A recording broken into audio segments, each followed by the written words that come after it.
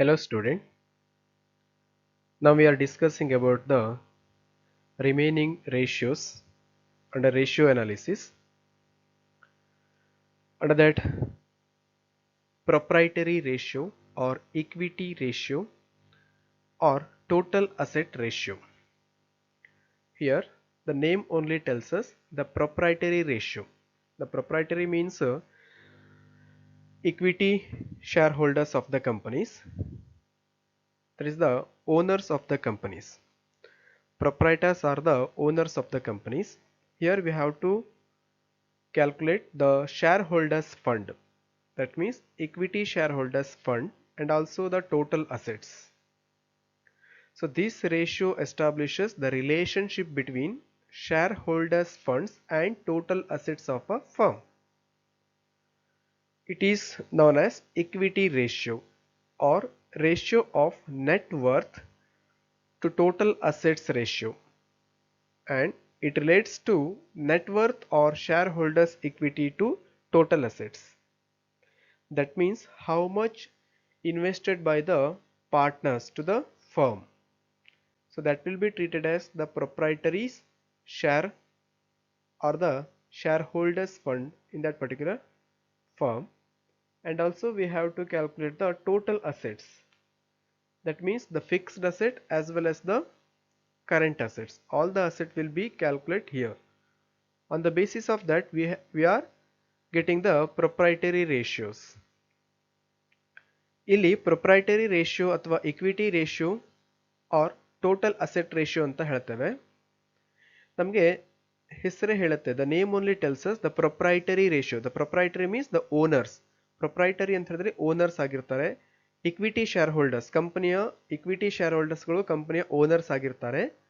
ಅವರು ಕಂಪನಿಯಲ್ಲಿ ಎಷ್ಟು ಇನ್ವೆಸ್ಟ್ಮೆಂಟ್ ಅನ್ನ ಮಾಡಿರ್ತಾರೆ, ಅವರ ಎಲ್ಲ ಶೇರ್ಗಳನ್ನ ಅಥವಾ ಫಂಡ್ಗಳನ್ನ ಇಲ್ಲಿ ಕ್ಯಾಲ್ಕುಲೇಟ್ ಮಾಡುವಂಥದ್ದು. ಹಾಗೆ ಟೋಟಲ್ ಅಸೆಟ್, ಕಂಪನಿಯಲ್ಲಿರುವಂಥ ಎಲ್ಲ ಅಸೆಟ್ ಅನ್ನು ಕೂಡ, ಅದು ಫಿಕ್ಸ್ಡ್ ಅಸೆಟ್ ಆಗಿರ್ಬೋದು ಅಥವಾ ಕರೆಂಟ್ ಅಸೆಟ್ ಆಗಿರ್ಬೋದು, ಎಲ್ಲ ಅಸೆಟ್ ಅನ್ನು ಕೂಡ ಕ್ಯಾಲ್ಕುಲೇಟ್ ಮಾಡಿಬಿಟ್ಟು ಟೋಟಲ್ ಶೇರ್ ಹೋಲ್ಡರ್ಸಿನ ಫಂಡ್ಗಳಿಗೆ ಟೋಟಲ್ ಅಸೆಟ್ಗಳಿಂದ ಡಿವೈಡ್ ಮಾಡಿದಾಗ ನಮಗೆ ಪ್ರೊಪ್ರೈಟರಿ ರೇಷಿಯೋಗಳಲ್ಲಿ ಸಿಗುವಂಥದ್ದು. ಸೊ ಅದ್ರ ಮೇಲೆ ನಾವು ಏನು ಮಾಡ್ತೀವಿ ಅಂತಂದರೆ ಈ ಒಂದು ರೇಷಿಯೋ ಅನಾಲಿಸಿಸ್ ಅನ್ನ ಕ್ಯಾಲ್ಕುಲೇಟ್ ಮಾಡ್ತಾ ಹೋಗಿರ್ತೇವೆ. So that is called as proprietary ratio or equity ratios. Okay. So to calculating the proprietary ratio, we need the paid up equity capital, preference share capital, reserves, and profit and losses under the credit balances. Here ನಮಗಿಲ್ಲಿ share holders fund ಅಥವಾ share ಹೋಲ್ಡರ್ಸ್ನ ಇಕ್ವಿಟಿಯನ್ನು calculate ಮಾಡ್ಕೊಳ್ಳುವಾಗ, ಅಥವಾ share holders fund ಅಂತ ಹೇಳ್ತೇವೆ, ಅಥವಾ equity share holders fund ಅಂತ ಕೂಡ ಹೇಳುವಂಥದ್ದು, ಅಥವಾ ಪ್ರೊಪ್ರೈಟರ್ ಫಂಡ್ ಅಂತ ಹೇಳುವಂಥದ್ದು. ಸೊ ಇಷ್ಟು ನಮಗೆ ಕ್ಯಾಲ್ಕುಲೇಟ್ ಮಾಡ್ಕೊಳ್ಳುವಾಗ ಪೇಯ್ಡ್ ಅಪ್ ಇಕ್ವಿಟಿ ಕ್ಯಾಪಿಟಲ್ಗಳು ಬೇಕಾಗಿರುವಂಥದ್ದು, ಹಾಗೆ ಪ್ರಿಫರೆನ್ಸ್ ಶೇರ್ ಕ್ಯಾಪಿಟಲ್ಗಳನ್ನು ಕೂಡ ತೆಗೆದುಕೊಳ್ತೇವೆ, ರಿಸರ್ವ್ ಅನ್ನು ತೆಗೆದುಕೊಳ್ತೇವೆ, profit and losses that is credit balance ಅಥವಾ ಸರ್ಪ್ಲಸ್ ಅಂತ ಹೇಳಿರ್ತೇವೆ. ಇಷ್ಟನ್ನ ಕನ್ಸಿಡರ್ ಮಾಡಿದ್ರೆ ನಮಗೆ ಪ್ರೊಪ್ರೈಟರ್ಸ್ ಫಂಡ್ ಅಥವಾ ಶೇರ್ ಹೋಲ್ಡರ್ಸ್ ಫಂಡ್ಗಳು ಪ್ರೊವೈಡ್ ಆಗುತ್ತೆ. ಓಕೆ. ದೆನ್ ಟೋಟಲ್ ಅಸೆಟ್ ಅಂತ ಹೇಳಿ ಕನ್ಸಿಡರ್ ಮಾಡುವಾಗ it will be included the fixed asset and the current asset.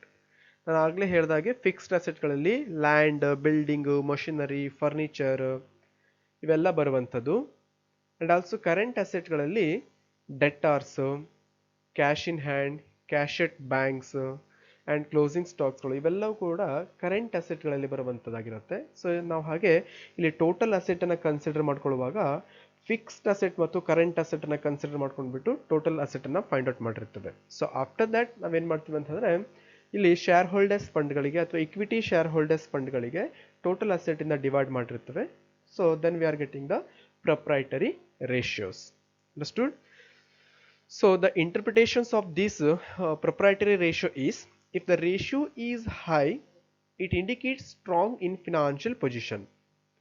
If ratio is low, it indicates weak in the financial position. ನಮ್ಮ proprietary ರೇಷಿಯೋಗಳಲ್ಲಿ ಏನು ratio ತುಂಬ highest ಪರ್ಸೆಂಟೇಜಲ್ಲಿ ಬಂದಿದ್ದರೆ ಅದನ್ನು financial ಪೊಸಿಷನಲ್ಲಿ ತುಂಬ strong ಆಗಿ ಕಂಪನಿಯನ್ನು ನಾವು ಡಿಸೈಡ್ ಮಾಡ್ಬೋದು.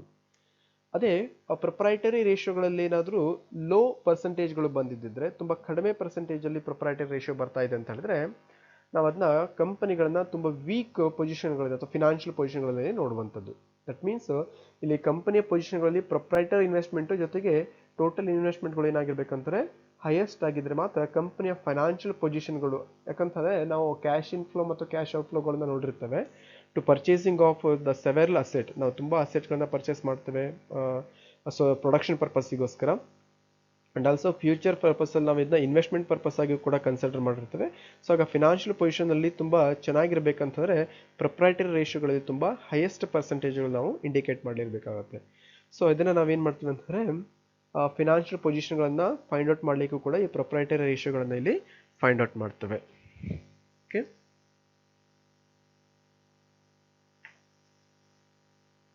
Next one is equity to fixed asset ratio. It is obtained by dividing the net value of fixed asset by the owner's equity. So equity to fixed asset means just we have to take in the fixed asset, not the current asset.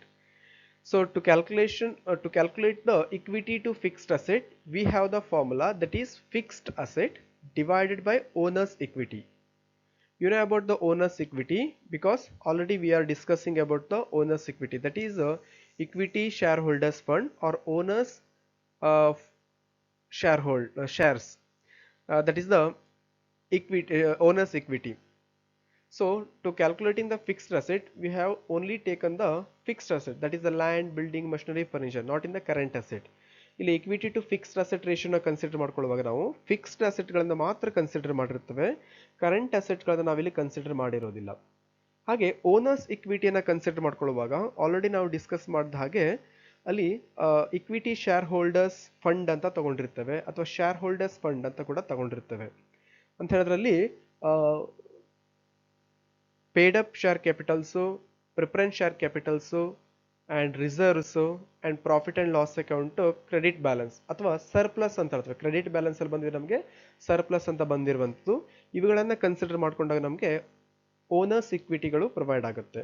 So after that we are going to calculate the equity to fixed asset by the formula of the fixed asset divide by owners equity into 100. So ಇಲ್ಲಿ fixed asset ಮತ್ತು owners ಇಕ್ವಿಟಿಯಿಂದ divide ಮಾಡಿಬಿಟ್ಟು 100ಗೆ multiply ಮಾಡಿದಾಗ ನಮಗೆ equity to fixed asset ratio ಹೇಳುವಂಥ ಒಂದು ರೇಷಿಯೋಗಳು ಪ್ರೊವೈಡ್ ಆಗುತ್ತೆ. Next one is equity to current asset ratio. So only for the current asset, here taken only for the current asset. In the previous we are taken the only for the fixed asset. Right now we are taken only for the current asset. ನಾವಲ್ಲಿ fixed asset ರೇಷಿಯೋನ ತಗೊಳ್ಳುವಾಗ, equity to fixed asset ರೇಷಿಯೋನ ತಗೊಳ್ಳುವಾಗ fixed asset ಅನ್ನು ತಗೊಂಡ್ಬಿಟ್ಟು share holders fund ಇಂದ ಅಥವಾ equity share holders fund ಇಂದ divide ಮಾಡಿರ್ತೇವೆ. But ಇಲ್ಲಿ ಏನು ಮಾಡ್ತೀವಿ ಅಂತಾರೆ, ಕೇವಲ ಕರೆಂಟ್ ಅಸೆಟ್ ಅನ್ನ ಮಾತ್ರ ನಾವು ಕನ್ಸಿಡರ್ ಮಾಡುವಂಥದ್ದು. That is current asset to share holders funds. It is ascertained by the dividing the total current asset by the owner's equity. Owner's equity or shareholders funds are the same. ನಾವಿಲ್ಲಿ owners ಇಕ್ವಿಟಿನ ತಗೊಂಡಿರ್ತೇವೆ ಅಥವಾ share holders fund ಅಂತ ಹೇಳಿ consider ಮಾಡುತ್ತೇವೆ. That is the same paid up capital, preference share capitals or equity share capitals or the reserves and the surplus or the profit and loss account, credit balance, all are same in the shareholders fund or the equity shareholders fund or the owners equity. ಇದೆಲ್ಲವೂ ಕೂಡ owners ಇಕ್ವಿಟಿಲಿ ಬರುವಂಥ ಐಟಮ್ಸ್ಗಳು. ಹಾಗೆ current asset to share holders fund ಅನ್ನು consider ಮಾಡುವಾಗ current ಅಸೆಟ್ಗಳನ್ನ ಮಾತ್ರ ತೆಗೆದುಕೊಂಡಿರ್ತೇವೆ. ಸೊ ಅದರಲ್ಲಿ ಡೆಟಾರ್ಸ್ ಆಗಿರ್ಬೋದು, bills receivables and cash in hand, cash at banks. So ಇವೆಲ್ಲವೂ ಕೂಡ ಕರೆಂಟ್ ಅಸೆಟ್ ಅಲ್ಲಿ ಬರುವಂಥ ಐಟಮ್ಸ್ಗಳು. ಅದನ್ನು ನಾವೇನು ಮಾಡ್ತೀವಿ ಅಂತಂದರೆ ಕನ್ಸಿಡರ್ ಟೋಟಲ್ ಮಾಡಿಬಿಟ್ಟು ಟೋಟಲ್ ಕರೆಂಟ್ ಅಸೆಟ್ ಮಾಡಿಬಿಟ್ಟು total current asset divide by share holders ಫಂಡಿಂದ ಡಿವೈಡ್ ಮಾಡಿದಾಗ ನಮಗೆ ಇಕ್ವಿಟಿ ಟು ಕರೆಂಟ್ ಅಸೆಟ್ ರೇಷಿಯೋಗಳಲ್ಲಿ ಸಿಗುವಂಥದ್ದು. ಡೆಬ್ಟ್ equity ratio. So here it is a ratio computed by dividing the external liabilities by internal liabilities, that is shareholders funds. It is the ratio of borrowed capital to the owned capital, that is shareholders funds, may be called debt to equity ratio.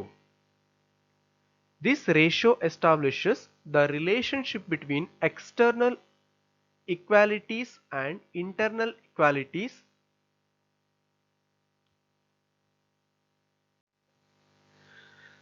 That means the relationship between the external equities and the internal equities.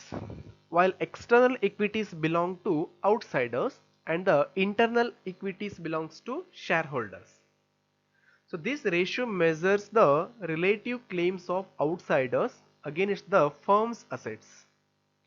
And this ratio shows the relative contributions of debt financiers and equity financiers in the total long-term funds. It is calculated as external equity, that is long-term debts, divided by internal equity, that is shareholder funds.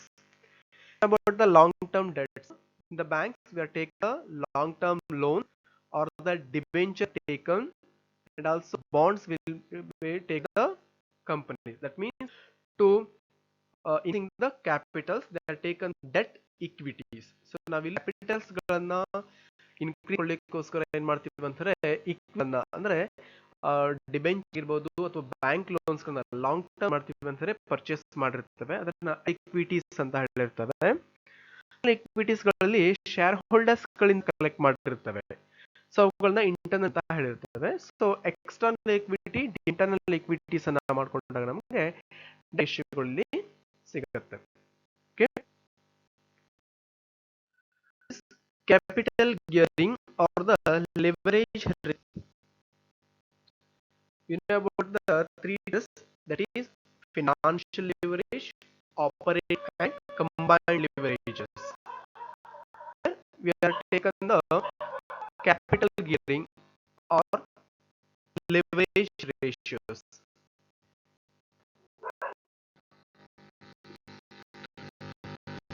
Capital gearing is the ratio computed by device bearing securities by the equity capital. This ratio establishes the relationship between fixed interest and equity share of the firm. By fixed interest bearing securities, equity shareholders funds. Securities are these securities carry with the rate of dividend or interest. Fixed interest bearing securities are the long-term loans, debentures, long-term fixed deposits, preference share capitals. These are all the fixed interests. And equity shareholders funds are, you know about the equity shareholders funds, that is equity share capitals, reserves and surplus or the profits. So ಇಲ್ಲಿ ನಾವೇನ್ ನೋಡ್ತೀವಿ ಅಂತಂದ್ರೆ fixed interest ಅಂತ ನೋಡ್ತೇವೆ. ಯಾವ ಒಂದು debt ಗಳ ಮೇಲೆ ನಾವು ಫಿಕ್ಸ್ಡ್ ಇಂಟ್ರೆಸ್ಟ್ ಗಳನ್ನ ಪ್ರೊವೈಡ್ ಮಾಡಿರ್ತೇವೆ, ಲಾಂಗ್ ಟರ್ಮ್ ಲೋನ್ಸ್ ಅಂತ ಹೇಳ್ತೀವಿ. When we are taken the loan from the banks, we have to providing the fixed interest. ನಾವು ಬ್ಯಾಂಕ್ ಗಳಿಂದ ಲೋನ್ ಅನ್ನ ತೆಗೆದುಕೊಂಡಾಗ ಫಿಕ್ಸ್ಡ್ ಇಂಟ್ರೆಸ್ಟ್ ಗಳಲ್ಲಿ ಲೋನ್ ಇಂಟ್ರೆಸ್ಟ್ ಅನ್ನ ಪ್ರೊವೈಡ್ ಮಾಡ್ಲಿಕ್ಕೆ ಇರುತ್ತೆ. ಸೊ ಅದು ನಾವು ಲಾಂಗ್ ಟರ್ಮ್ ಲೋನ್ಸ್ ಅಂತ ಹೇಳಿರ್ತೇವೆ. And debentures, so debenture is the acknowledgement for given the long term debts ಅಂತ ಹೇಳುವಂಥದ್ದು. ನಾವು ಡಿಬೆಂಚರ್ ಅಂತಂದ್ರೆ ಲಾಂಗ್ ಟರ್ಮ್ ಡೆಟ್ಗೋಸ್ಕರ ಒಂದು ಅಕ್ನಾಲೆಜ್ಮೆಂಟ್ ಅನ್ನು ಪ್ರೊವೈಡ್ ಮಾಡಿರ್ತೇವೆ. ಆ ಅಕ್ನಾಲೆಜ್ಮೆಂಟ್ ಗಳು ಏನ್ ಮೆನ್ಷನ್ ಮಾಡಿರ್ತೀವಿ ಅಂತಂದ್ರೆ the debentures amount and the interest amount. ಆ ಇಂಟ್ರೆಸ್ಟ್ ಗಳು ಯಾವಾಗಲೂ ಕೂಡ ಫಿಕ್ಸ್ಡ್ ಆಗಿರುವಂಥದ್ದು, that will not be variable. So ಒಮ್ಮೆ ನಾವು ಫಿಕ್ಸ್ಡ್ ಮಾಡಿದ್ರೆ ಡಿಬೆಂಚರ್ ಗಳಿಗೆ ಇಂಟ್ರೆಸ್ಟ್ ಅನ್ನ ಸೇಮ್ ಪರ್ಸೆಂಟೇಜ್ ಆಫ್ ಇಂಟ್ರೆಸ್ಟ್ ಅನ್ನ ನಾವು ಪ್ರೊವೈಡ್ ಮಾಡ್ತೇವೆ. ಹಾಗೆ long term fixed deposits, so companies are depositing the amount in different investment sectors or the different investments, different companies are invested in the particular companies as a fixed deposit. So the companies are providing the fixed rate of interest to that particular companies. ಬೇರೆ ಬೇರೆ ಕಂಪನಿಗಳು ನಮ್ಮ ಕಂಪನಿಗಳಲ್ಲಿ investment ಅನ್ನು ಮಾಡ್ಕೊಂಡಾಗ fixed percentage ಅಲ್ಲಿ investment ಅನ್ನು ಮಾಡ್ಕೊಂಡಾಗ ಅವರಿಗೆ ಫಿಕ್ಸ್ಡ್ ಪರ್ಸೆಂಟೇಜ್ ಇಂಟ್ರೆಸ್ಟ್ ಅನ್ನು ಕಂಪನಿಗಳು ಪ್ರೊವೈಡ್ ಮಾಡುವಂಥದ್ದು. ಹಾಗೆ preference share capital, here the preference share holders are having the preferential rights, that is the first one is voting rights and the fixed percentage of the dividend will be taken by that particular shareholders. ನಾವು ಕಂಪನಿಗಳಲ್ಲಿ preference share holders ಅಂತ ಹೇಳ್ತೇವೆ. Preference share holders ಗಳಿಗೆ name ಹೇಳತ್ತಲ್ಲಿ preferential rights ಅಂತ ಹೇಳುವಂಥದ್ದು. ಒಂದು voting rights, ಇನ್ನೊಂದು preferential dividend rights ಅಂತ ಹೇಳ್ತೇವೆ. ಪ್ರಿಫರೆನ್ಷಿಯಲ್ ಡಿವಿಡೆಂಡ್ ಅಂತ ಹೇಳಿದ್ರೆ ಫಿಕ್ಸ್ಡ್ ಪರ್ಸೆಂಟೇಜ್ ಆಫ್ ಇಂಟ್ರೆಸ್ಟ್ ಗಳನ್ನು ಅವರು ತೆಗೆದುಕೊಳ್ತಾರೆ. ಓಕೆ, ಸೊ ಅದನ್ನ ನಾವು ಪ್ರಿಫರೆನ್ಷಿಯಲ್ ಶೇರ್ ಕ್ಯಾಪಿಟಲ್ ಅಂತ ಹೇಳುವಂತ. ಇವರಿಷ್ಟು ಜನರಿಗೆ ನಾವೇನ್ ಮಾಡ್ತೀವಿ ಅಂತಂದ್ರೆ ಫಿಕ್ಸ್ಡ್ ಪರ್ಸೆಂಟೇಜ್ ಆಫ್ ಇಂಟ್ರೆಸ್ಟ್ ಅನ್ನ ಇಲ್ಲಿ ಕಂಪನಿ ಪ್ರೊವೈಡ್ ಮಾಡುತ್ತೆ. ಹಾಗೆ ಇಕ್ವಿಟಿ ಶೇರ್ ಹೋಲ್ಡರ್ಸ್ ಫಂಡ್ಗಳಲ್ಲಿ ನೀವು ನೋಡಿದ ಹಾಗೆ ಇಕ್ವಿಟಿ ಶೇರ್ ಕ್ಯಾಪಿಟಲ್ಸ್, ರಿಸರ್ವ್ಸ್ ಮತ್ತು ಸರ್ಪ್ಲಸ್ ಅಥವಾ ಪ್ರಾಫಿಟ್ ಅಂತ ಹೇಳ್ತೇವೆ, ಅಥವಾ profit and loss account, credit balance ಅಂತ ಹೇಳಿ ಕೊಟ್ಟಿದ್ರು ಕೂಡ ನಾವು ಇಷ್ಟನ್ನ ಏನ್ ಮಾಡ್ತೀವಿ ಅಂತಾರೆ ಇಕ್ವಿಟಿ ಶೇರ್ ಹೋಲ್ಡರ್ಸ್ ಫಂಡ್ ಅಂತ ಹೇಳಿ ಕನ್ಸಿಡರ್ ಮಾಡಿಬಿಟ್ಟು ಅದನ್ನ ಇಲ್ಲಿ ಕ್ಯಾಪಿಟಲ್ ಗಿಯರಿಂಗ್ ರೇಷಿಯೋಗಳಲ್ಲಿ ಕ್ಯಾಲ್ಕುಲೇಟ್ ಮಾಡಲಿಕ್ಕೆ ಕನ್ಸಿಡರ್ ಮಾಡುವಂಥದ್ದು. Therefore, the capital gearing ratio is equal to fixed interest bearing securities divided by equity shareholders fund. Then we are getting the capital gearing ratios. Okay.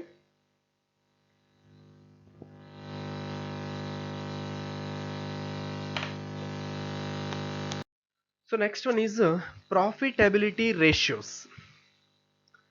These ratios are calculated to know the results of the business activities. That means the name only tells us profitability ratio. Profitability means how the companies or the firms are getting the profit, or the positions of the companies. How much profits will be arise by the companies. Company ಯಾವ positions ಅಲ್ಲಿ running ಆಗ್ತಾ ಇದೆ, ಎಷ್ಟು percentage ಅಲ್ಲಿ profit ಅನ್ನ ತೆಗೆದುಕೊಳ್ತಾ ಇದೆ. So ಆ ಒಂದು ರೇಷಿಯೋಸ್ ಗಳನ್ನ ನಾವಿಲ್ಲಿ ಕ್ಯಾಲ್ಕುಲೇಟ್ ಮಾಡೋದಕ್ಕೆ ಪ್ರಾಫಿಟಬಿಲಿಟಿ ರೇಷಿಯೋ ಅಂತ ಹೇಳುವಂಥದ್ದು. So this ratios are calculated to now the results of the business activities. How the business are doing the activities in that particular situations. The companies are getting much more profit, or companies are getting losses, or companies are getting the goodwills. So what are the activities of the business that will be we are getting here. Profitability is the measures of efficiency and control, and the profit is an important element to boost up business activities. Yes, if the companies are getting the profits in the regularly, so that is one of the boost up to the business activities. So they will be very motivated from the particular profits. So ಕಂಪನಿಗಳಲ್ಲಿ maximum ಪ್ರಾಫಿಟ್ಗಳು gain ಆಗ್ತಾ ಇದ್ರೆ ಕಂಪನಿಗಳಿಗೆ ಏನಾಗುತ್ತೆ ಅಂತಂದ್ರೆ interest ಬರುವಂಥದ್ದು, much more profit ಅನ್ನ gain ಮಾಡ್ಬೇಕಂತ ಹೇಳ್ಬಿಟ್ಟು ಕಂಪನಿಗಳನ್ನ ಎಕ್ಸ್ಪಾಂಡ್ ಮಾಡ್ಬೋದು, ಕಂಪನಿಗಳಲ್ಲಿ ನ್ಯೂ ಪ್ರಾಡಕ್ಟ್ಗಳನ್ನ ಡೆವಲಪ್ಮೆಂಟ್ ಮಾಡ್ಬೋದು, ಪ್ರಾಡಕ್ಟ್ಗಳಲ್ಲಿ ಡಿಫ್ರೆಂಟ್ ಅಡ್ವಾಂಟೇಜಸ್ಗಳನ್ನ ಇನ್ಕ್ಲೂಡ್ ಮಾಡುವಂಥದ್ದು, ನ್ಯೂ ಪ್ರಾಡಕ್ಟ್ಗಳನ್ನ ಮಾರ್ಕೆಟ್ಗಳಲ್ಲಿ ಎಸ್ಟಾಬ್ಲಿಷ್ಮೆಂಟ್ ಮಾಡ್ಕೊಳ್ಳುವಂಥದ್ದು. ಸೊ ಇಂಥ ಐಡಿಯಾಸ್ಗಳನ್ನ ಏನು ಮಾಡ್ತಾರೆ ಅಂತ ಕಂಪನಿಗಳು ಸ್ಟಾರ್ಟ್ ಮಾಡ್ತಾರೆ. ಸೊ ಅದು ಕಂಪನಿಗಳಲ್ಲಿ ಪ್ರಾಫಿಟ್ ಆದಂಥ ಸಿಚುವೇಶನ್ಗಳಲ್ಲಿ. ಸಪೋಸ್ ಲಾಸಸ್ ಆಗಿದ್ರೆ ಆ ಲಾಸಸ್ಗಳನ್ನ ಬಿಯರ್ ಮಾಡ್ಕೊಳ್ಳಿಕ್ಕೋಸ್ಕರ ಕಂಪನಿ ಫೈಟ್ ಮಾಡ್ತಾ ಇರುವಂಥದ್ದು. ಸಪೋಸ್ ಕಂಪನಿ ಮ್ಯಾಕ್ಸಿಮಮ್ ಪ್ರಾಫಿಟ್ ಮಾಡ್ತದೆ ಅಂತಂದ್ರೆ ಸೊ ಮಚ್ ಮೋರ್ ಪ್ರಾಫಿಟ್ ಅನ್ನ ಗೇನ್ ಮಾಡ್ಲಿಕ್ಕೋಸ್ಕರ ಕಂಪನಿ ರನ್ನಿಂಗ್ ಮಾಡ್ತಾ ಇರುವಂಥದ್ದು. Profit is a must for the survival of a business firm. The measurement of profit and profitability occupies important places in the financial analysis. Measurement of profit is the functions of accounts, whereas measurement of profitability is the functions of the financial analysis. Profit ಅನ್ನ ಇಲ್ಲಿ measurement ಮಾಡ್ಕೊಳ್ಳುವಂಥದ್ದು financial analysis ಅಥವಾ functions of financial analysis ಅಂತ ಹೇಳ್ತೇವೆ. So ಕಂಪನಿಗಳಲ್ಲಿ profit ಆದಾಗ ಆ ಕಂಪನಿಗಳಿಗೆ ಏನಾಗುತ್ತೆ ಅಂತಂದ್ರೆ ಮಚ್ ಮೋರ್ ಬಿಸ್ನೆಸ್ ಆಕ್ಟಿವಿಟೀಸ್ ಅಲ್ಲಿ ಇನ್ವಾಲ್ವ್ ಆಗಲಿಕ್ಕೆ ಹೆಲ್ಪ್ ಆಗುವಂಥದ್ದು. So that is called as profitability ratio. So ನಾವು ಪ್ರಾಫಿಟ್ಗಳನ್ನ ಕನ್ಸಿಡರ್ ಮಾಡಿಬಿಟ್ಟು ಪ್ರಾಫಿಟಬಿಲಿಟಿ ರೇಷಿಯೋಗಳನ್ನ ಇಲ್ಲಿ ನಾವು ಫೈಂಡ್ ಔಟ್ ಮಾಡುವಂಥದ್ದು. Okay, we have two types of the profit, that is gross profit and the net profit. So gross profit, that means the direct expenses and the direct incomes. The differences between the direct expenses and the direct income is called as the gross profit. ನಾವು profit and loss account ಅಂತ ನೋಡಿರ್ತೇವೆ ಅಥವಾ income statement ಅಂತ ಹೇಳಿ ನೋಡಿರ್ತೇವೆ. Income ಸ್ಟೇಟ್ಮೆಂಟ್ಗಳಲ್ಲಿ debit ಸೈಡಲ್ಲಿ ಎಲ್ಲ direct ಎಕ್ಸ್ಪೆನ್ಸಸ್ಗಳನ್ನ consider ಮಾಡಿರ್ತೇವೆ. Credit ಸೈಡ್ಗಳಲ್ಲಿ ಎಲ್ಲ direct ಇನ್ಕಮ್ಗಳನ್ನ ನಾವು ಮೆನ್ಷನ್ ಮಾಡಿರ್ತೇವೆ. ಸೊ ಡೈರೆಕ್ಟ್ ಎಕ್ಸ್ಪೆನ್ಸಸ್ ಅಂತ ಹೇಳಿದ್ರೆ opening stocks, then purchases, carriage inwards, octroi, custom duties, direct wages and direct expenses ಗಳನ್ನ ಕನ್ಸಿಡರ್ ಮಾಡಿರ್ತೇವೆ. ಹಾಗೆ ಕ್ರೆಡಿಟ್ ಸೈಡ್ಗಳನ್ನ ನಾವು ಏನು ನೋಡಿರ್ತೇವೆ ಅಂತಂದ್ರೆ ಸೇಲ್ಸ್ ಅನ್ನ ನೋಡಿರ್ತೇವೆ. Sales is the direct income. ಸೇಲ್ಸ್ಗಳನ್ನಾಗಿರ್ಬಹುದು, ಹಾಗೆ ಕ್ಲೋಸಿಂಗ್ ಸ್ಟಾಕ್ಸ್ಗಳನ್ನ ನೋಡಿರ್ತೇವೆ. ಸೇಲ್ಸ್ಗಳಲ್ಲಿ ಕೂಡ ಸೊ ಟೂ ಟೈಪ್ ಸೇಲ್ಸ್ಗಳನ್ನ ನೋಡಿರ್ತೇವೆ, cash sales and credit sales ಅಂತ ಹೇಳಿ ನೋಡಿರ್ತೇವೆ. ಸೊ ಟೋಟಲ್ ಸೇಲ್ಸ್ಗಳನ್ನ ನಾವು ಏನು ಮಾಡ್ತೀವಿ, ಕ್ಲೋಸಿಂಗ್ ಸ್ಟಾಕ್ಸ್ಗಳನ್ನ ನಾವು ಆ್ಯಡ್ ಮಾಡ್ಕೊಂಡಿರ್ತೇವೆ. ದೆನ್ ಡಿಫ್ರೆನ್ಸಸ್ ಅನ್ನ ನೋಡಿದಾಗ if the credit side is more than the debit side, that means the income side is more than the expenses side, we are getting the profit, that is gross profit. Okay, so here it is calculated by dividing gross profit by the net sales. It is also known as gross margin ratio, trading margin ratio. Gross profit, that is the differences between net sales and cost of goods sold, is known as gross profit. Gross profit is equal to net sales minus cost of goods sold. You know about the cost of goods sold, that is opening stock, purchase, and all the direct expenses. ಅದರಲ್ಲಿ ನಾವು octroi, custom duties, wages, carriage inwards ಇವುಗಳನ್ನೆಲ್ಲ ನೋಡಿರ್ತೇವೆ. ಇವುಗಳನ್ನ direct expenses ಅಂತ ಹೇಳ್ತೇವೆ. Okay, so opening stock plus purchases plus all direct expenses minus closing stock. ಇಷ್ಟನ್ನ ಮಾಡಿದ್ರೆ ನಮ್ಗೆ ಏನಾಗುತ್ತೆ ಅಂತ ಹೇಳಿದ್ರೆ ಕಾಸ್ಟ್ ಆಫ್ ಗುಡ್ಸ್ ಸೋಲ್ಡ್ ಸಿಗುತ್ತೆ. Then net sales minus sales returns ಅಂತ ತಗೊಂಡಿದ್ರೆ ನಮಗೆ ನೆಟ್ ಸೇಲ್ಸ್ ಅನ್ನು ಕ್ಯಾಲ್ಕುಲೇಟ್ ಮಾಡುವಾಗ ಟೋಟಲ್ ಸೇಲ್ಸ್ ಅಲ್ಲಿ ಸೇಲ್ಸ್ ರಿಟರ್ನ್, ಈ ಸೇಲ್ಸ್ ಅಲ್ಲಿ ಕೂಡ ಕ್ಯಾಶ್ ಸೇಲ್ಸ್ ಮತ್ತು ಕ್ರೆಡಿಟ್ ಸೇಲ್ಸ್ಗಳಿರುತ್ತೆ. So cash sales and credit sales ಅನ್ನು ಕನ್ಸಿಡರ್ ಮಾಡಿದ್ರೆ ಟೋಟಲ್ ಸೇಲ್ಸ್ ಆಗುತ್ತೆ. ಟೋಟಲ್ ಸೇಲ್ಸ್ ಅಲ್ಲಿ ಸೇಲ್ಸ್ ರಿಟರ್ನ್ ಅನ್ನ ಸಮ್ಟೈಮ್ಸ್ ಗೂಡ್ಸ್ಗಳು ಡ್ಯಾಮೇಜಸ್ ಆಗಿರುತ್ತೆ, ಬ್ರೇಕ್ ಆಗಿರ್ಬೋದು, ಕಟ್ ಆಗಿರ್ಬೋದು, ಇಂಥ ಗೂಡ್ಸ್ಗಳನ್ನ ಏನು ಮಾಡ್ತಾರೆ ಕಸ್ಟಮರ್ಸ್ಗಳು ರಿಟರ್ನ್ ಮಾಡ್ತಾರೆ. ಸೊ ಅವಾಗ ಸೇಲ್ಸ್ ಮೈನಸ್ ಸೇಲ್ಸ್ ರಿಟರ್ನ್ ಅಂತ ಹೇಳಿ ಕನ್ಸಿಡರ್ ಮಾಡಿದಾಗ ನೆಟ್ ಸೇಲ್ಸ್ಗಳು ಸಿಗುತ್ತೆ. So finally we are calculating the gross profit, that is net sales minus cost of goods sold. So that is called as gross profit ಅಂತೇಳಿ ಸಿಗುತ್ತೆ, ನಮಗೆ gross profit ಸಿಗುತ್ತೆ.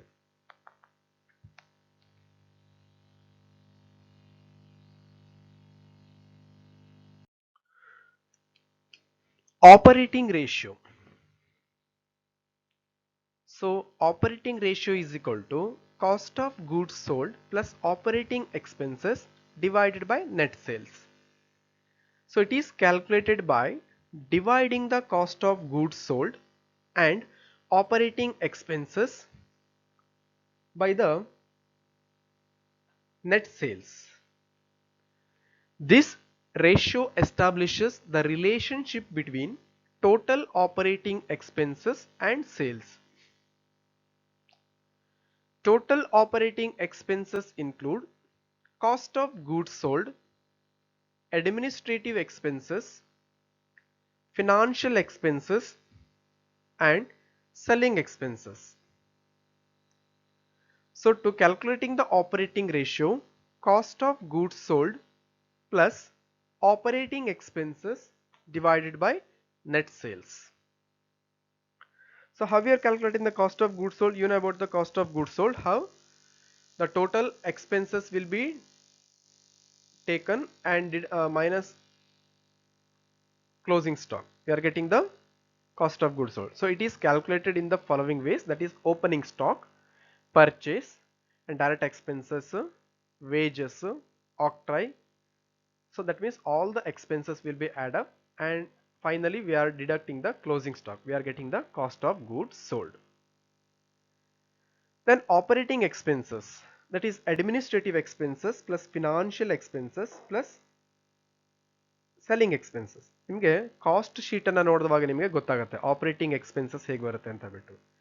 ಅದರಲ್ಲಿ cost sheet ಅಲ್ಲಿ ಯಾವ್ದು ಬರುತ್ತೆ ಅಂತಂದ್ರೆ ಪ್ರೈಮ್ ಕಾಸ್ಟ್ಗಳು ಬರುತ್ತೆ, ವರ್ಕ್ ಕಾಸ್ಟ್ಗಳು ಬರುತ್ತೆ, ಅಡ್ಮಿನಿಸ್ಟ್ರೇಷನ್ ಅಲ್ಲಿ ನಮಗೆ ಕಾಸ್ಟ್ ಆಫ್ ಪ್ರೊಡಕ್ಷನ್ಸ್ ಅಂತ ಹೇಳಿ ಬರುವಂತದ್ದು, ಹಾಗೆ ಸೆಲ್ಲಿಂಗ್ ಅಂಡ್ ಡಿಸ್ಟ್ರಿಬ್ಯೂಷನ್ ಅಲ್ಲಿ ಕಾಸ್ಟ್ ಆಫ್ ಸೇಲ್ಸ್ ಅಥವಾ ಸೆಲ್ಲಿಂಗ್ ಎಕ್ಸ್ಪೆನ್ಸಸ್ ಅಂತ ಹೇಳಿರ್ತವೆ. So name only tells us here the operating expenses. Operating ಎಲ್ಲಿಂದ ಆಗುತ್ತೆ? ಪ್ರೈಮ್ ಕಾಸ್ಟ್ಗಳು ಬರೋದಿಲ್ಲ. ಪ್ರೈಮ್ ಕಾಸ್ಟ್ ಅಂತಂದ್ರೆ ಪರ್ಚೇಸಿಂಗ್ ಮಾತ್ರ ರಿಲೇಟೆಡ್ ಆಗಿರುತ್ತೆ. ಸೊ ನಾವಿಲ್ಲಿ ವರ್ಕ್ ಕಾಸ್ಟ್ಗಳಲ್ಲಿ ಆಪರೇಟಿಂಗ್ ಕಾಸ್ಟ್ ಅಂತ ತಗೋತೀವಿ. ಅಂದ್ರೆ administrative expenses, financial expenses, that is the work cost ಅಂತ ಹೇಳುವಂಥದ್ದು, ಅಂಡ್ ಸೆಲ್ಲಿಂಗ್ ಎಕ್ಸ್ಪೆನ್ಸಸ್. ಇದು ಮೂರನ್ನ ಆಡ್ ಮಾಡ್ಕೊಂಡಾಗ ನಮಗೆ ಆಪರೇಟಿಂಗ್ ಎಕ್ಸ್ಪೆನ್ಸಸ್ ಅಂತೇಳಿ ಆಗುವಂಥದ್ದು. So cost of goods sold ಹಾಗೆ ಆಪರೇಟಿಂಗ್ ಎಕ್ಸ್ಪೆನ್ಸಸ್ ಅನ್ನ ಆಡ್ ಮಾಡಿಬಿಟ್ಟು ನೆಟ್ ಸೇಲ್ಸ್. ನೆಟ್ ಸೇಲ್ಸ್ ಹೇಗಂತಂದ್ರೆ ಟೋಟಲ್ ಸೇಲ್ಸ್ ಅಲ್ಲಿ ಸೇಲ್ಸ್ ರಿಟರ್ನ್ಸ್ ಅನ್ನ ಡಿಡಕ್ಟ್ ಮಾಡ್ಕೊಂಡಾಗ ನಮಗೆ ನೆಟ್ ಸೇಲ್ಸ್ ಅವೈಲೇಬಲ್ ಆಗುತ್ತೆ. ಸೊ ಅದರಿಂದ ನಾವು ಆಪರೇಟಿಂಗ್ ರೇಷಿಯೋಗಳನ್ನ ಕನ್ಸಿಡರ್ ಮಾಡ್ತೇವೆ. Okay,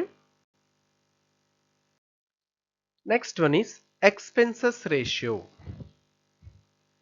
These ratios are calculated by dividing each expenses by the net sales. These expenses are also known as supporting ratio or operating ratio. So these are many expenses ratios. These expenses are a few expenses ratio. That is factory expenses and administrative expenses ratios. Factory expenses ratio is equal to factory expenses divided by net sales into 100. Administrative expenses ratio is equal to administrative expenses divided by net sales into 100. ನಾವು factory expenses ರೇಷಿಯೋಗಳಲ್ಲಿ factory ಎಕ್ಸ್ಪೆನ್ಸಸ್ಗಳನ್ನ consider ಮಾಡ್ತೇವೆ ಅಥವಾ work cost ಅಂತ ಹೇಳುವಂಥದ್ದು.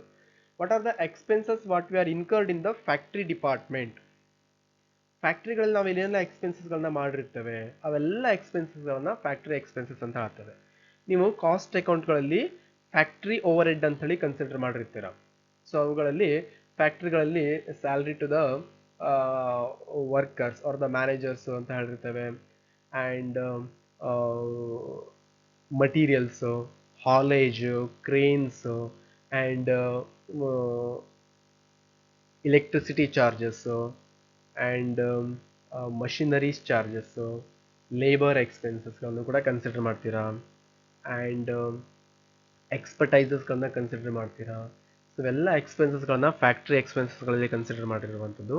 Administrative ಎಕ್ಸ್ಪೆನ್ಸ್ಗಳಲ್ಲಿ office expenses ಅಂತ ಹೇಳ್ತೇವೆ. ಆಫೀಸ್ ಎಕ್ಸ್ಪೆನ್ಸಸ್ಗಳಲ್ಲಿ ನಾರ್ಮಲಿ ನಾವೇನು ಮಾಡ್ತೀವಿ ಅಂತಂದರೆ ಸ್ಯಾಲ್ರಿಗಳನ್ನ ಕೊಡುವಂಥದ್ದಾಗಿರ್ಬೋದು, ಆರ್ ರೆಂಟ್ ಆ್ಯಂಡ್ ರೇಟ್ಸ್ಗಳನ್ನ ಆಗಿರ್ಬೋದು, and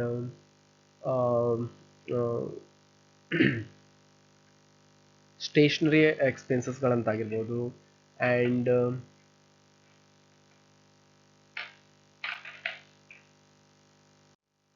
printing expenses, all that expenses will be considered in the office. So totally office expenses ಗಳನ್ನ ಕನ್ಸಿಡರ್ ಮಾಡಿಬಿಟ್ಟು ನೆಟ್ ಸೇಲ್ಸ್ ಅನ್ನು ನೋಡ್ತೀವಿ. ನೆಟ್ ಸೇಲ್ಸ್ ಅಂತಂದರೆ total sales minus sales return. Total ಸೇಲ್ಸ್ಗಳನ್ನ ಏನು ಮಾಡ್ತೀವಿ ಅಂತಂದರೆ ಕ್ಯಾಶ್ ಸೇಲ್ಸ್ ಮತ್ತು ಕ್ರೆಡಿಟ್ ಸೇಲ್ಸ್ಗಳನ್ನ ಕನ್ಸಿಡರ್ ಮಾಡಿರ್ತೇವೆ. ಸೊ ಅಲ್ಲಿ total sales minus sales return ಅಂತ ಹೇಳಿ ಕನ್ಸಿಡರ್ ಮಾಡಿದಾಗ ನಮಗೆ ನೆಟ್ ಸೇಲ್ಸ್ ಸಿಗುತ್ತೆ. ಇಂಟು 100 ಮಾಡಿದಾಗ ನಮಗೆ ಅಡ್ಮಿನಿಸ್ಟ್ರೇಟಿವ್ ಎಕ್ಸ್ಪೆನ್ಸಸ್ ರೇಷಿಯೋ ಸಿಗುತ್ತೆ. Same way factory expenses ratio and administrative expenses ratio. Factory expenses ರೇಷಿಯೋಗಳಲ್ಲಿ ಫ್ಯಾಕ್ಟ್ರಿ ಎಕ್ಸ್ಪೆನ್ಸಸ್ಗಳನ್ನ ಕನ್ಸಿಡರ್ ಮಾಡ್ತೇವೆ. ಅಡ್ಮಿನಿಸ್ಟ್ರೇಟಿವ್ಗಳಲ್ಲಿ ಆಫೀಸ್ ಎಕ್ಸ್ಪೆನ್ಸಸ್ಗಳನ್ನ ನಾವಿಲ್ಲಿ ಕನ್ಸಿಡರ್ ಮಾಡುವಂಥದ್ದು. Okay, next one is selling expenses ratio. That is selling expenses ratio is equal to selling expenses divided by net sales into 100. You know about the selling expenses. All the expenses what we are incurred in the selling and distributions. ನಾವು marketing ಡಿಪಾರ್ಟ್ಮೆಂಟ್ಗಳಲ್ಲಿ ಗೂಡ್ಸ್ಗಳನ್ನ sold out ಮಾಡುವಾಗ ಏನೆಲ್ಲ ಎಕ್ಸ್ಪೆನ್ಸಸ್ಗಳನ್ನ ಮಾಡಿರ್ತೇವೆ ಅವುಗಳನ್ನು selling expenses ಅಂತ ಹೇಳ್ತೇವೆ. ಸೊ ಫಾರ್ ಎಕ್ಸಾಂಪಲ್ ಸೊ ಅಡ್ವರ್ಟೈಸ್ಮೆಂಟ್ಗಳಾಗಿರ್ಬೋದು, and salesmen salaries, warehouse rent and delivery vans charges and some other expenses will be included in the selling department. So ಇವೆಲ್ಲ ಒಂದು ಸೆಲ್ಲಿಂಗ್ ಡಿಪಾರ್ಟ್ಮೆಂಟಲ್ಲಿ ಆಗುವಂಥ ಎಕ್ಸ್ಪೆನ್ಸಸ್ಗಳನ್ನ ಕನ್ಸಿಡರ್ ಮಾಡಿಬಿಟ್ಟು ಅದಕ್ಕೆ ನೆಟ್ ಸೇಲ್ಸಿಂದ divide ಮಾಡಿಬಿಟ್ಟು 100ಗೆ ಮಲ್ಟಿಪ್ಲೈ ಮಾಡಿದಾಗ ಸೆಲ್ಲಿಂಗ್ ಎಕ್ಸ್ಪೆನ್ಸಸ್ ರೇಷಿಯೋ ನಮಗೆ ಪ್ರೊವೈಡ್ ಆಗುತ್ತೆ. Then non operating expenses ratio. Non operating expenses ratio is equal to non operating expenses divided by net sales into 100. So ಇಲ್ಲಿ ಆಪರೇಟಿಂಗ್ ಎಕ್ಸ್ಪೆನ್ಸಸ್ ಅನ್ನು ಬಿಟ್ಟು ನಾನ್ ಆಪರೇಟಿಂಗ್ ಅನ್ನು ನಾವು ಕನ್ಸಿಡರ್ ಮಾಡಿರ್ತೇವೆ. ಸೊ ಅವುಗಳಿಂದ ನೆಟ್ ಸೇಲ್ಸ್ ಅಂತ ಕನ್ಸಿಡರ್ ಮಾಡಿಬಿಟ್ಟು ಮಲ್ಟಿಪ್ಲೈ ಬೈ 100 ಮಾಡಿದರೆ so we are getting the non-operating expenses ratios. Next one is operating profit ratio. So here it is calculated by dividing the operating profit by the net sales. Operating profit ratio is equal to operating profit divided by net sales into 100. Operating profit is also known as EBIT, earning before interest and taxes. Yes, operating profit ಅಂತ ನಾವಿಲ್ಲಿ earning before interest and profit ಅಂತೇಳಿ consider ಮಾಡಿರ್ತೇವೆ. ಹಾಗೆ operating profit is equal to net profit plus non operating expenses minus non operating incomes. So totally net profit is equal to non operating expenses minus non operating ಇನ್ಕಮ್ಸ್ಗಳನ್ನ consider ಮಾಡಿದರೆ ನಮಗೆ operating ಪ್ರಾಫಿಟ್ಗಳು ಸಿಗುತ್ತೆ. ಹಾಗೆ or operating profit is equal to gross profit minus operating expenses. Gross ಪ್ರಾಫಿಟ್ಗಳಲ್ಲಿ operating ಎಕ್ಸ್ಪೆನ್ಸಸ್ಗಳನ್ನ deduct ಮಾಡಿದರೆ ನಮಗೆ ಆಪರೇಟಿಂಗ್ ಪ್ರಾಫಿಟ್ಗಳು ಸಿಗುವಂಥದ್ದು. Or sales minus variable cost minus fixed cost. So sales total ಸೇಲ್ಸ್ಗಳಲ್ಲಿ ವೇರಿಯಬಲ್ ಕಾಸ್ಟ್ ಮತ್ತು ಫಿಕ್ಸ್ಡ್ ಕಾಸ್ಟ್ ಅನ್ನು ಡಿಡಕ್ಟ್ ಮಾಡ್ಕೊಂಡಾಗ ಕೂಡ ನಮಗೆ ಸೊ ಇಲ್ಲಿ ಆಪರೇಟಿಂಗ್ ಪ್ರಾಫಿಟ್ಗಳು ಸಿಗುತ್ತೆ. ಸೊ ಇವುಗಳಿಂದ ನಾವು ಟೋಟಲಿ ಆಪರೇಟಿಂಗ್ ಪ್ರಾಫಿಟ್ ಅನ್ನು ಪ್ರೊವೈಡ್ ಮಾಡಿಕೊಂಡಾಗ operating profit divide by net sales into 100 ಮಾಡಿದ್ರೆ ನಮಗೆ ಆಪರೇಟಿಂಗ್ ಪ್ರಾಫಿಟ್ ರೇಷಿಯೋಗಳಲ್ಲಿ ಪ್ರೊವೈಡ್ ಆಗುತ್ತೆ. Okay, so remaining ratio formula will be discussed in the next period. Okay, thank you.